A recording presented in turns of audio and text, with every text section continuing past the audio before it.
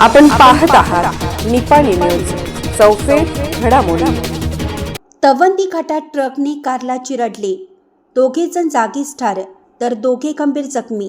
पुणे बेंगलोर राष्ट्रीय महामार्गावर तवंदी घाट उतारावर भरधाव ट्रकची कारला जोराची धडक बसल्याने झालेल्या अपघातात 2 मेडिकल रिप्रेझेंटेटिव्ह वैद्यकीय प्रतिनिधी जागीच ठार झाले तर दोघे जण जखमी झाले आहेत।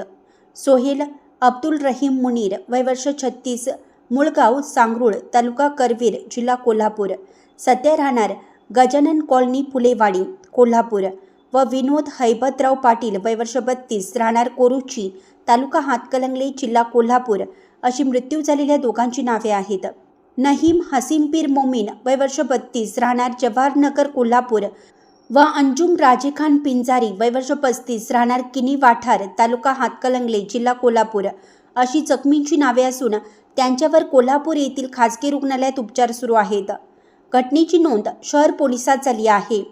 हा अपघात सोमवारी रात्री 11च्या सुमारास घडला।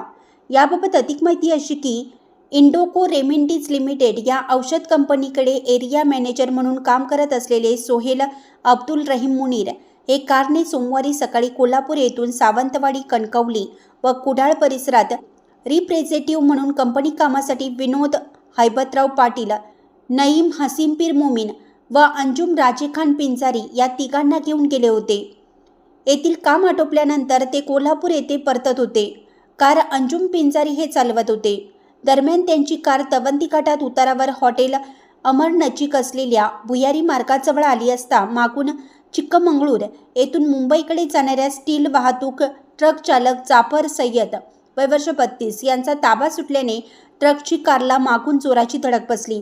यावेळी ट्रकने कारला फरफटत नेल्याने कारमध्ये डाव्या बाजूला बसलेले सोहेल मुनीर व विनोद पाटील हे जागीच ठार झाले तर नहीम मोमीन व अंजुम पिंजारी हे जखमी झाले आहेत।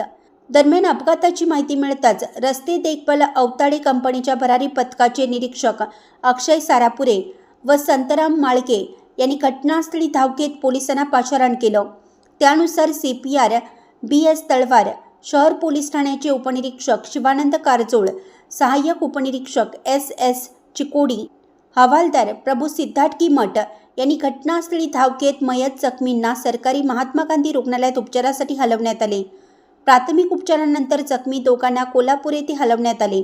यावेळी मयत झालेल्या दोघांच्याही नातेवाईकांनी एकच आक्रोश केला। दरम्यान ट्रक चालक जाफर सय्यद याला वाहनासह ताब्यात घेऊन शहर पोलिसांनी पुढील तपास सुरू केला आहे।